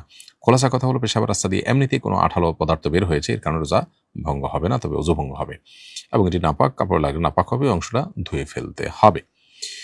এরপরে প্রশ্ন করেছেন মনে আক্তার, আপনি লিখেছেন মাসিকের প্রথম 3-4 দিন পর আর ব্লাড দেখা যায় না, এরপর আবার 2 দিন পর হালকা একটু দেখা যায়, আবার কোনো কোনো সময় ব্লাড আর দেখা যায় না, এভাবে করতে করতে পুরো 8-9 দিন চলে যায়। প্রশ্ন হলো আমি কততম দিন থেকে পবিত্র হয়ে নামাজ রোজা রাখতে পারবো? বোন ময়না আক্তার, আপনার প্রশ্ন উত্তর হলো যে 3-4 দিন ব্লিডিং হওয়ার পর যদি ব্লিডিং বন্ধ হয়ে যায় তাহলে 3-4 দিনই আপনার মাসিক হিসেবে গণ্য হবে। আর যদি যেমনটি আপনি বলেছেন 3-4 দিন পর বন্ধ হয়ে আবার হয়, এবং এই প্রক্রিয়া হতে হতে যদি 10 দিনের কমের মধ্যে সে একেবারে বন্ধ হয়ে যায়, তাহলে ওই যখন একেবারে বন্ধ হয়ে গেল তখন ওই কয়দিন পর্যন্ত আপনার মাসিক হিসেবে গণ্য হবে। মাঝে যে কখনো গ্যাপ তৈরি হয়ে আবার হচ্ছে, ওই গ্যাপ তৈরি হওয়া না হতে কিছু যাবে না। আর যদি 10 দিনের বেশি হতে থাকে তাহলে আপনার 10 দিন পর্যন্ত মাসিক হবে এবং বাকিটা অসুস্থতা হিসাবে গণ্য হবে। নির্বাচিত প্রধানমন্ত্রী ও এমপিরা নিয়ম অনুযায়ী শপথ গ্রহণ করেছেন, শপথের বিপরীতে কিছু করলে শরঈ কাফারা ওয়াজিব হবে কিনা? উত্তর হলো যে এরূপ শপথ ও রক্ষা করা আবশ্যক। অতএব এই শপথ যদি ভঙ্গ করেন তাহলে সেক্ষেত্রে অবশ্যই তার উপরে কাফারা বর্তাবে। বিধায় শপথ রক্ষার ক্ষেত্রে তাদের অবশ্যই সচেষ্ট থাকতে হবে। আনিকা লিখেছেন, আমি একজন বিধবা মেয়ে, আমার স্বামী মারা যাওয়ার পর একটি অবিবাহিত ছেলে বিয়ে করেছেন, কিন্তু তার বাবা মা বিষয়টি মেনে নিচ্ছেন না। তারা নানাভাবে আমাদের সম্পর্ক ভাঙার চেষ্টা করছেন। আমার বর্তমান স্বামী তার বাবা মা দ্বারা প্রভাবিত হচ্ছেন। আমার এখন করণীয় কি? আমার স্বামীকে একটু নসিহা করুন প্লিজ। বোনানিকে, আপনার স্বামীর মৃত্যুর পর যদি 4 মাস 10 দিন পার হওয়ার পর, অর্থাৎ ইদ্যত পার হওয়ার পর বিয়ে হয়ে থাকে, তাহলে আপনাদের বিয়ে বিশুদ্ধ হলে সেক্ষেত্রে আপনার স্বামী মা বাবা যদি অন্যায়ভাবে তাকে আপনার সাথে সম্পর্ক ছেদ করতে বলেন বা নির্দেশ করেন, তাহলে সেক্ষেত্রে মা বাবার সে অন্যায় নির্দেশনা মানতে তিনি বাধ্য নন, বরং এক্ষেত্রে তার আল্লাহকে ভয় করা উচিত এবং সর্বোচ্চ সতর্ক থাকা উচিত। আল্লাহ তাআলা তাকে তৌফিক দান করুন, তিনি যেন এক্ষেত্রে মা বাবার অন্যায় নির্দেশের কাছে মাথা নত না করেন, সেই সাথে মা বাবার সাথে বেয়াদবি যেন না করেন। পিরিয়ড চলাকালীন সময়ে আপনার সংকলিত রমাদান প্ল্যানার নিয়মিত পড়া যাবে কিনা? উত্তর হলো হ্যাঁ, পড়া যাবে। তবে কোরআন আয়াতগুলো আপনি তেলাওয়াত করবেন না। সংখ্যাগরিষ্ঠ আমাদের মতে যদি কোরআন তেলাওয়াত করা যায় না, অতএব কোরআন আয়াতগুলো শুধু তেলাওয়াত করবেন না, স্পর্শ করবেন না। এছাড়া আপনি রমাদান প্ল্যানারের পৃষ্ঠা উল্টানো, অন্যান্য জিনিস পড়া, ফলো করা, এটা আপনি করতে পারেন, কোনো অসুবিধা নেই। কোরআনের অনুবাদও আপনি পড়তে পারেন বা ব্যাখ্যা, অন্য কোনো বই, ব্যাখ্যা জাতীয় বা দিনী বই, সেগুলো আপনি পড়তে পারেন। ঠিক একইভাবে রমাদান প্ল্যানারও আপনি পড়তে পারবেন, ফলো করতে পারবেন। আপনার নতুন বইটি কবে বের হবে, বইটির বিষয়বস্তু সম্পর্কে কি একটু ধারণা দেবেন? আলহামদুলিল্লাহ, ইতিমধ্যে আমরা সোশ্যাল মিডিয়াতে আমাদের ভেরিফাইড ফেসবুক পেজে জানিয়েছি যে বইটি দীর্ঘদিন পর্যন্ত, যে বইয়ের পেছনে আমরা অক্লান্ত পরিশ্রম করেছি, মাসকে মাস এটার পেছনে কাজ করেছি, শত সহস্র পৃষ্ঠা এবং অগণিত বই পুস্তকের মধ্যে ডুবে থেকে যে বইটি প্রস্তুত করেছি, সে বইটি এখন পাঠকের হাতে তুলে দেওয়ার জন্য প্রস্তুত অনেকটা, আলহামদুলিল্লাহ। বইটির নাম আমরা আপনাদের সবার পরামর্শের ভিত্তিতে চূড়ান্ত করেছি, ঈমান জানতে, ঈমান বাঁচাতে, ঈমানের অপরিহার্য পাঠ। পৃথিবীর প্রত্যেকটা মানুষের জন্য ঈমান কেন অপরিহার্য? ঈমান শুধু আখিরাতে অনন্ত অসীমকালের জান্নাত নিশ্চিত করে তা নয়, বরং দুনিয়াতে আমাদের মানসিক প্রশান্তি কিভাবে নিশ্চিত করে সে বিষয়টাকে আমরা তুলে ধরার চেষ্টা করেছি। এছাড়া ঈমানের পরিচয়, সংজ্ঞা, ঈমান সংশ্লিষ্ট বিষয়গুলো যেমন তাওহীদ, শিরক এবং ঈমান পরিপন্থী বিষয়গুলো, কুফর, নিফাক, এগুলোর নিত্য নতুন যে বিভিন্ন কুফরের এবং নেফাকের বিভিন্ন পদ্ধতি আমরা দেখতে পাচ্ছি সেগুলো, এবং সেই সাথে নেফাকের যে সমস্ত লক্ষণগুলো আজকাল ব্যাপকভাবে সমাজে দেখা যাচ্ছে, অথচ কোরআন সেগুলোর উপর আমাদেরকে সতর্ক করেছে, এগুলোকে আমরা এই বইয়ে মোটামুটি সন্নিবেশ করার চেষ্টা করেছি। এই বই লিখতে গিয়ে আমাকে শত শত বই যেমন পড়তে হয়েছে, হাজার হাজার পৃষ্ঠা যেমন পড়তে হয়েছে, ঠিক তেমনিভাবে মাসকে মাস এটার পেছনে আমাকে ডুবে থাকতে হয়েছে। আমি আশা করছি যে এই বইটি সর্বস্তরের সাধারণ মানুষের জন্য, বিশেষ করে ঈমানকে জানার প্রয়োজনে, ঈমানকে রক্ষা করবার প্রয়োজনে অত্যন্ত উপকার দিবে, আমি আশা করছি সেটি। আল্লাহ তাআলার কাছে দোয়া করি বইটার জন্য আল্লাহ তাআলা উপকারী করে দিন।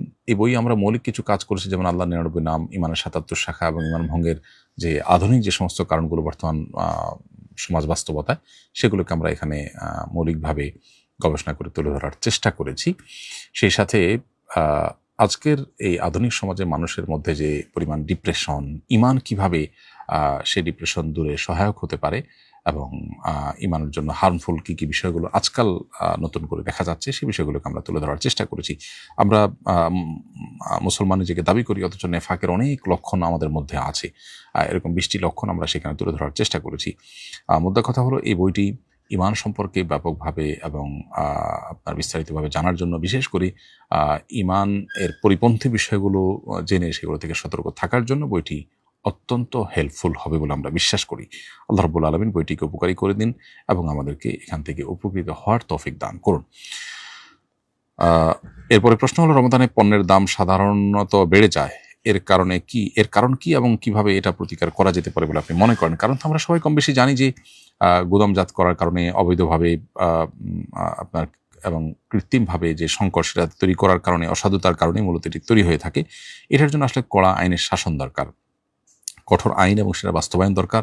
সেই সাথে আমরা প্রত্যেকটা জায়গায় দিন এবং আমাদের নীতিনৈতিকতার যে চর্চা, সেটা বাড়ানো এটা অপরিহার্য। আমরা দীর্ঘদিন থেকে আমাদের শিক্ষা ব্যবস্থা, রাষ্ট্রযন্ত্র, সব জায়গা থেকে ধর্মকে দূর করতে করতে এমন একটা পর্যায়ে পৌঁছেছি, এখন সবাই আমরা স্বার্থপর। পশ্চিমা পৃথিবীতে আমরা দেখতে পাই তাদের সমাজ অনেক চকচকে, ঝকঝকে, তকতকে, কিন্তু তারা ওই যে আল্লাহর ভয়, যেটা নৈতিকতার মূল সূত্র এবং উৎপত্তি যেখান থেকে, সেটা না থাকার কারণে, আল্লাহর প্রতি ঈমান না থাকার কারণে তাদের নৈতিকতাটা একটা পর্যায়ে সে আর কাজ করে না। দেখা যায় তাদেরই টাকায়, তাদেরই ট্যাক্সের টাকায়, তাদেরই সরকার কোনো দেশে বোমা হামলা করছে, বোমা হামলার সমর্থন দিচ্ছে, সহায়তা দিচ্ছে, শিশু হত্যা করছে। প্রেসিডেন্ট ফাইল থেকে আমরা জানলাম তারা তলে তলে অনেক জঘন্য কাজ করছে, জেনেও তাদের তেমন কোনো বিহিত নেই। এটাই হলো আসলে নীতিনৈতিকতার যে মূল সূত্র, আল্লাহ রাব্বুল আলামিন তার প্রতি ঈমান না থাকার ফলশ্রুতি। যার কারণে আমরা আমাদের সমাজে যে সমস্ত ব্যত্যয় দেখতে পাচ্ছি, এগুলোর জন্য আইনের কঠোর শাসন যেমন দরকার, ঠিক তেমনিভাবে এগুলো দূর করবার জন্য নীতি নৈতিকতার চর্চা সর্বক্ষেত্রে ব্যাপকভাবে বাড়ানো দরকার। আল্লাহ তাআলা আমাদেরকে হেফাজত করুন। করতালি দেওয়ার ব্যাপারে ইসলামের বিধান কি? উত্তর হলো, করতালি দেওয়া এটা হারাম না, তবে ওলামায়ে কেরাম অনেকে এটাকে মাকরুহ বলেছেন এবং অনুত্তম বলেছেন। একজন ইমানদার অন্য কোনো ইমানদারকে, অন্য কোনো মুসলমানকে বা অন্য কাউকে কোনো কাজে বাহবা দেওয়ার জন্য মাশাআল্লাহ, সুবহানাল্লাহ এরকম বিভিন্ন বাক্য উচ্চারণ করে বাহবা দিতে পারেন, কিন্তু এভাবে করতালি দিয়ে বাহবা দেওয়া এটা সুন্নাহ সম্মত নয়, বরং অমুসলিমদের কালচার এবং পদ্ধতি। একজন ইমানদার তিনি যথেষ্ট স্বয়ংসম্পন্ন, তার নিজস্ব কালচারে, তিনি আরেকজনের কালচার তাকে আমদানি করার কোনো প্রয়োজন আসলে নেই। তবে এটা যদি কেউ করেন, তিনি কবিরা গুনাহ করেছেন বা বড় কোনো গুনাহ করেছেন এমনটি বলা যাবে না, অনুচিত অনুত্তম কাজ করেছেন, এতটুকু বলতে পারি আমরা। অপছন্দের প্রতীকে ভোট দেওয়ায় অন্তত 2টি তালাকের ঘটনা ঘটেছে। স্বামী নির্দেশিত প্রতীকে ভোট না দিলে স্ত্রীকে তালাক দেয়া সুবিবেচনা প্রসূত মনে করেন কিনা, এ ব্যাপারে আপনার সুচিন্তিত মতামত কামনা করছি। প্রথম কথা হলো, এটা সুবিবেচনা প্রসূত তো নয়ই, তার চেয়ে বড় কথা হলো যে এটা কোনো অবস্থাতে জায়েজও হয়নি। এটা খুবই গর্হিত এবং জঘন্য একটি বিষয়। বিশেষ করে এই গণতান্ত্রিক এই আপনার সমাজে ভোট দেয়া নেয়াকে নিয়ে স্বামী স্ত্রীর মধ্যে বিভেদ, ঝগড়া, এটাই যেখানে জঘন্য, সেখানে বিচ্ছেদের মতো ঘটনা যদি ঘটে সেটা আরো জঘন্য। আল্লাহর কাছে সবচেয়ে অপছন্দনীয় বৈধ কাজ, হালাল কাজ হলো তালাক বা বিচ্ছেদ স্বামী স্ত্রীর মধ্যে। সেটা আবার যদি এরকম জঘন্য কাজকে কেন্দ্র করে হয়, তাহলে সেটা অন্যায় এবং জুলুম। এই জুলুম যদি কোনো স্বামী করে থাকেন, তার উচিত তওবা করা, ইস্তেগফার করা। এই তালাক প্রত্যাহার করবার মতো তালাক যদি থাকে, তাহলে সেক্ষেত্রে প্রত্যাহার করা উচিত আর আল্লাহর কাছে তওবা করা উচিত। এবং তিনি যে জুলুম করেছেন এটা অত্যন্ত ভয়ঙ্কর জুলুম। আল্লাহ তাআলা আমাদেরকে মাফ করুন এবং প্রচলিত আইনেরও ব্যত্যয় ঘটিয়েছেন তিনি, যদি এমনটি তিনি করে থাকেন, এবং আমি আশা করব এই জুলুম এর প্রতিকারের ব্যবস্থা করা হবে, সংশ্লিষ্টরা সেই চেষ্টা করবেন। স্বামীকে পালক সন্তানের নামে কিছু লিখে দিতে বললে গুনাহ হবে কিনা? না, এটা গুনাহ হওয়ার কোনো কারণ নাই। পালক সন্তান যেহেতু কোনো সম্পদ পাবে না আইনত, অতএব তাকে যদি কিছু সম্পদ দিয়ে দেওয়া হয়, গিফট হিসাবে দিতে পারেন, এবং স্বামীকে এটা রিকোয়েস্ট করতে কোনো অসুবিধা নেই স্ত্রীর জন্য। এরপর প্রশ্ন হলো, আমার হবু স্ত্রী মোহর বাবদ ওমরাহ করানোর দাবি করেছেন, ওমরা কি মোহর হতে পারে? হ্যাঁ, ওমরা মোহর হওয়া বলতে ওমরার করতে যে পরিমাণ টাকা দরকার হয়, সেই পরিমাণ টাকা দেওয়া আপনার উপর কর্তব্য হবে, এবং তাতে আপনি মোহর আদায় করেছেন বলে গণ্য হবে। অতএব এটা মোহর হিসেবে ধার্য করতে কোনো অসুবিধা নেই। আব্দুর রহমান লিখেছেন, চাচার কাছে লালিত পালিত হয়েছি, বিয়ের পর এখন ওনার পরিবার থেকে আলাদা হতে চাচ্ছি, গুনাহ হবে কিনা? উত্তর হলো না, কারোর কাছে লালিত পালিত হলে সারা জীবন তার কাছে থাকতে পারেন, কোনো কথা নেই, বরং আপনি পৃথক হতে পারেন। বিশেষ করে যদি সেই ফ্যামিলিতে থাকলে পর্দার অসুবিধা তৈরি হয়, চাচি চাচাতো বোন, তাহলে সেক্ষেত্রে পৃথক হওয়া এমনি কর্তব্য।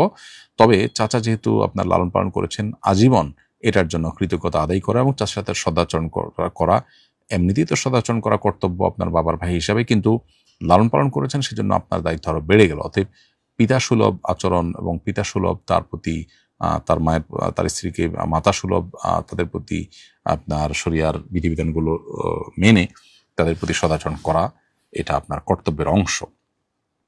আমি সরকারি চাকরিজীবী, আমার বিভিন্ন কারণে ছুটি নেওয়ার সুযোগ থাকলেও দায়িত্বশীল অফিসাররা আমাদেরকে ছুটি দেয় না ঘুষ ছাড়া।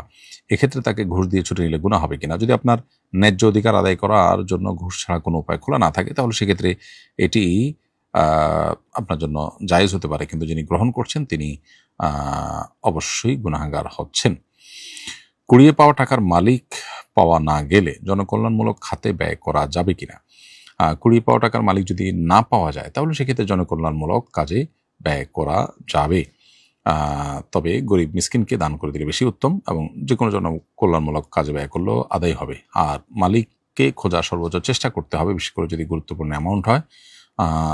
না পাওয়া গেলে তাহলে সেক্ষেত্রে এটি করলে তখন জায়েজ হবে।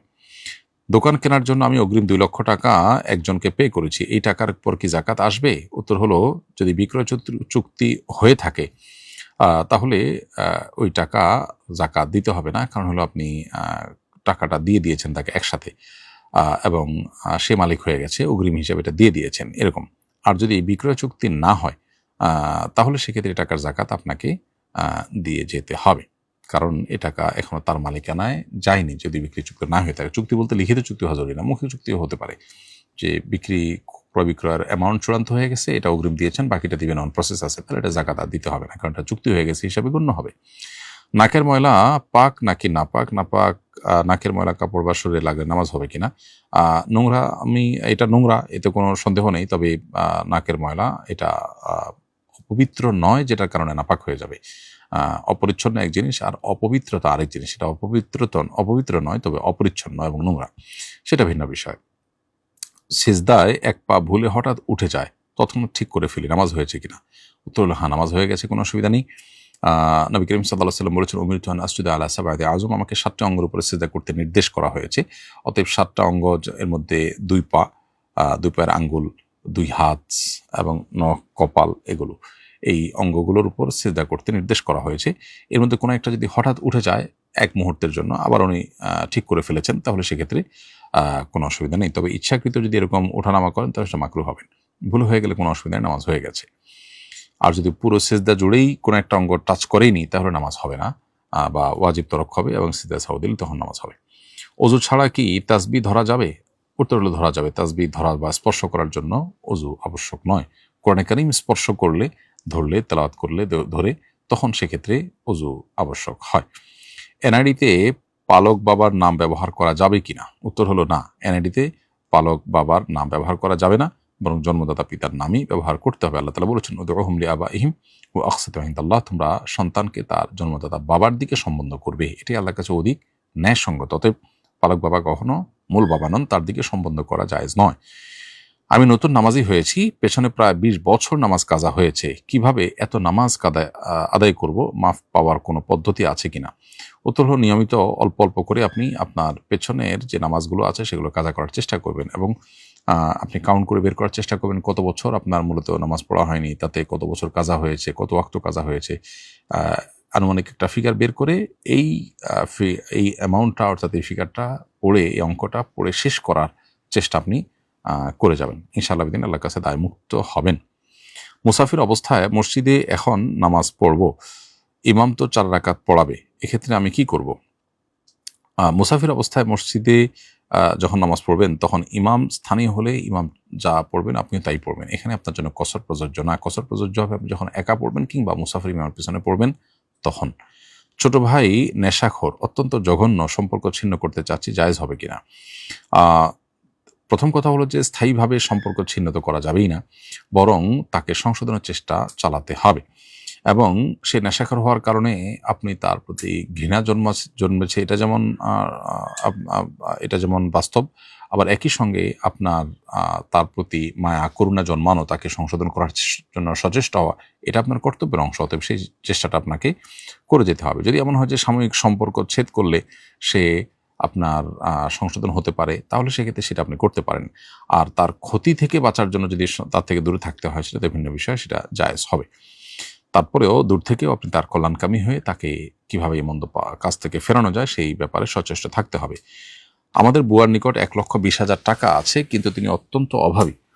তার 15 বছরের একটি ছেলে আছে। এখন কি তাকে জাকাত দেওয়া যাবে? বর্তমানে জাকাতের সর্বনিম্ন নিসাব হলো 2,25,750 টাকা। এটা এখন 2026 সালের এই যে ফেব্রুয়ারি মাসের শেষার্ধ, এটার মধ্যে রূপার যে মূল্য সেটার অনুযায়ী। অতএব তার কাছে যে টাকা আছে সেটা কারণে তার উপরে জাকাত আবশ্যক হয় না। এখন প্রশ্ন হলো যে বুয়ার নিকট এই টাকা ছাড়া যদি আর কোনো প্রয়োজন অতিরিক্ত সম্পদ না থাকে, অথবা থাকলেও সেটার মূল্য টাকার সাথে যোগ করলেও ন্যূনতম নিসাব যে 2,25,000 টাকার কথা বলেছি এই পরিমাণ না হয়, এবং তার যা উপার্জন হয় তা দিয়ে তার সংসার চালানো কষ্টকর হয়, তাহলে তাকে আপনি জাকাত দিতে পারবেন, অন্যথায় দিতে পারবেন না। এরপরে প্রশ্ন হলো কাজা নামাজে সুন্নত আদায় করতে হবে কিনা। উত্তর হলো যে কাজা নামাজের জন্য সুন্নত আদায় করতে হবে না, তবে ফরজ নামাজ, ফজরের ফরজ নামাজ কাজা হলে তার সাথে দ্বিপ্রহরের আগে যদি আপনি কাজা করেন তাহলে সুন্নত সহ কাজা করবেন। চিকিৎসার উদ্দেশ্যে 14 দিনের জন্য ঢাকায় এসেছিলাম, এখন 10 দিন যাওয়ার পর আরও 7 দিন থাকার ইচ্ছা করি। এক্ষেত্রে কি কসর করবো না পুরো নামাজ পড়বো? উত্তর হলো এক্ষেত্রে আপনি কসর করবেন, কারণ আপনি জানতেন না যে কতদিন আপনার ঠিক থাকতে হবে। কোনো ক্ষেত্রে যদি এরকম হয় যে আপনি অল্প দিন থাকবার নিয়ত করেছেন, এরপরে আস্তে আস্তে বাড়তে বাড়তে সেটা অনেক দিন হয়ে গেছে, আপনি ঠিক জানেন না আসলে কতদিন থাকবেন, এরকম যদি হয় তাহলে সেক্ষেত্রে কসর প্রযোজ্য হয়। যেমন কেউ যদি হাজতে থাকেন এবং যে কোনো মুহূর্তে তাকে সেখান থেকে নিয়ে যাওয়া হবে মনে করা হয়, এবার যদি তার অনেক দিনও থাকা লাগে তাহলে পুরো সময়টাতে তিনি কসর পড়বেন। আর যদি আপনি নিশ্চিত হয়ে যান যে হ্যাঁ আমি এখন থেকে 15 দিন থাকবো, তাহলে সেক্ষেত্রে আপনার জন্য পুরো নামাজ প্রযোজ্য হবে।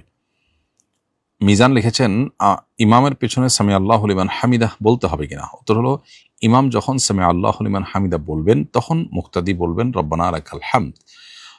অর্থাৎ ইমাম সামি আল্লাহু লিমান হামিদা বললে মুক্তাদিকে সেটা বলতে হবে না, বরং ইমামের সামি আল্লাহু লিমান হামিদা বলার পর ওইটা শুনে মুক্তাদি বলবেন রব্বানা লাকাল হামদ। তবে মুক্তাদি রব্বানা লাকাল হামদের আগে সামি আল্লাহু লিমান হামিদা যদি বলেন ইমামের সাথে তাতে অসুবিধা নাই, নামাজ হয়ে যাবে। বাকি ডিউটি হলো ইমামের ডিউটি হলো সামি আল্লাহু লিমান হামিদা বলা, আর মুক্তাদের ডিউটি হলো রব্বানা ওয়ালাকাল হামদ রব্বানা লাকাল হামদ পড়া। এরপর প্রশ্ন হলো ব্যবসায় লাগানো টাকার উপর কি জাকাত আসবে। উত্তর হলো ব্যবসায় যে টাকা লাগানো হয়েছে সে টাকার উপরে জাকাত বর্তাবে, সে টাকা জাকাত দিতে হবে, এবং ব্যবসায়িক পণ্যের যে বাজার মূল্য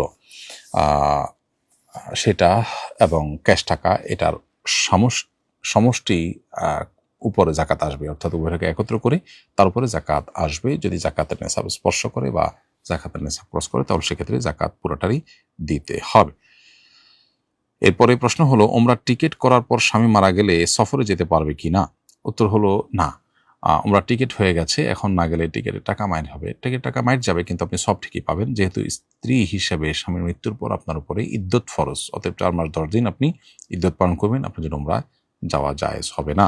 আর যদি ওমরা যে থাকেন তাহলে দ্রুততার সাথে ওমরা শেষ করে ফিরে এসে ইদ্যত পালন করলেও আদায় হবে। এরপরে প্রশ্ন হলো আমি ইউরোপে পড়ার জন্য গিয়েছি, আগে আমার দিনই বোধ ছিল না, তাই সিটিজেনশিপের জন্য আবেদন করেছিলাম, এখন আমার সিটিজেন এসে পড়েছে, আমার জন্য কি তা গ্রহণ করা ঠিক হবে? আমি এখানে কালচারকে ঘৃণা করি। যদি আপনি যেখানকার সিটিজেনশিপ নিয়েছেন সেখানকার সিটিজেনশিপ নিয়ে সেখানে বসবাস করে ইমান আমল রক্ষা করতে পারেন, সেরকম স্ট্রং মুসলিমদের কমিউনিটি আছে, তাহলে সেটা তো আপনি করতেই পারেন। বরং দাওয়াতি কাজের উদ্দেশ্য বিশেষ করে যদি থাকেন এবং দাওয়াতি কাজে ইনভলভ হন, ইনশাআল্লাহ সেটা আপনি করতে পারেন। তবে পরবর্তী প্রজন্মের ইমান আমল রক্ষা করা বিশেষ করে খুবই ডিফিকাল্ট হয়, সে বিষয়টি আপনাকে মাথায় রেখে সিদ্ধান্ত গ্রহণ করতে হবে। আর সিটিজেনশিপ নেওয়ার পর আপনি সেখানে থাকলেন না, অন্য কোনো ইমানের জন্য অনুকূল দেশে গেলেন, কিন্তু এই সিটিজেনশিপের কারণে আপনি বিভিন্ন বেনিফিট পেলেন, সেটা আপনি করতে পারেন, সেটা সবচেয়ে ভালো হয় আপনার জন্য। ইমান আমলও সেফ থাকলো, আবার এদিকে আপনি সুবিধাটা গ্রহণ করলে সেটি আপনার ইমানের জন্য কোনো ক্ষতিকর হলো না। এরপরে প্রশ্ন হলো, আমার বাবা আমাদের ভাই বোনদের নামে জীবদ্দশায় সমস্ত সম্পদ লিখে দিয়ে গেছেন, এটা করা ঠিক হয়েছে কিনা? বাবা মূলত জীবদ্দশার সম্পদ দিলে সেটি উপহার হিসাবে গণ্য, তো উপহার হিসাবে তো দিতেই পারেন, এটা উপহার হিসাবে গণ্য হবে। পরিত্যক্ত সম্পদের বন্টন যেটা, সেটা হয় মানুষের মৃত্যুর পর, সেটা জীবদ্দশায় হয় না। জীবদ্দশায় যেটা করতে পারেন বাবা, সেটা হলো যে ওসিয়ত করে যেতে পারেন যে তোমরা কোরআন হাদিসের অনুযায়ী বন্টন করে নিবা, অন্যদেরকে বলতে পারে আপনারা বন্টন করে দিবেন কোরআন হাদিসের আলোকে। এটা হলো মৃত্যুর পরের জন্য। আর মৃত্যুর আগে যদি ভাগ করে দেন, সে ভাগ করে দেওয়াটা উপহার হিসাবে গণ্য হয়, হেবা হিসাবে গণ্য হয়। হেবা বা উপহার দেওয়ার ক্ষেত্রে সকল সন্তানকে সমানভাবে দেওয়া উচিত, এমনকি মেয়েদেরকেও ছেলেদের সমান দেওয়া উচিত। হাবিবুল বাশার আপনি লিখেছেন, আমার বয়স 25, আমি এতদিন বুঝে না বুঝে অসংখ্য মানুষের গীবত করে ফেলেছি।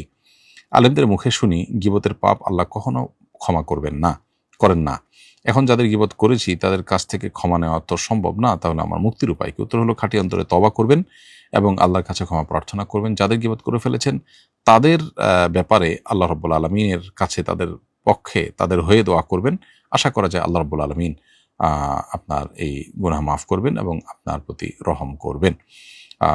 গীবত যাদের করেছেন তাদের কাছে মাপ চাইতে গেলে যদি আরো অনাকাঙ্ক্ষিত বা অপ্রত্যাশিত পরিবেশ পরিস্থিতির মুখোমুখি আপনি হবেন বলে মনে হয়, তাহলে সেটা আপনার জন্য আবশ্যক নয়। অর্থাৎ অনাকাঙ্ক্ষিত পরিস্থিতিতে পড়ে হলেও আপনি আরেকজনের কাছে মাপ চাইতে হবে। ইসলাম আপনার জন্য এরকম কোনো বাধ্যবাধকতা আরোপ করেনি। প্রিয় দর্শক, দেখতে দেখতে আমরা অনুষ্ঠানের একেবারে শেষ প্রান্তে পৌঁছে গেছি। সময় হয়েছে বিদায় নেওয়ার। ইনশাআল্লাহ বিদিনিল্লাহ পরবর্তী লাইভ অনুষ্ঠানে আপনাদের সঙ্গে আল্লাহ চাহেন তো দেখা হবে, কথা হবে। সে পর্যন্ত সবাইকে আল্লাহ তাআলা সুস্থ রাখুন, নিরাপদে রাখুন, ঈমান এবং নেক আমলের সাথে রাখুন, সেই দোয়া রব্বে কারীমের কাছে ব্যক্ত করে আজকের মতো এখানে শেষ করছি। হাদা মা ইনদি ওয়াল ইলমু ইনদাল্লাহ ওয়া জাযাকুমুল্লাহু খাইরা, ওয়াসসালামু আলাইকুম ওয়া রাহমাতুল্লাহি ওয়া বারাকাতুহু। আসুন্নাহ ফাউন্ডেশন, উম্মার স্বার্থে সুন্নাহর সাথে।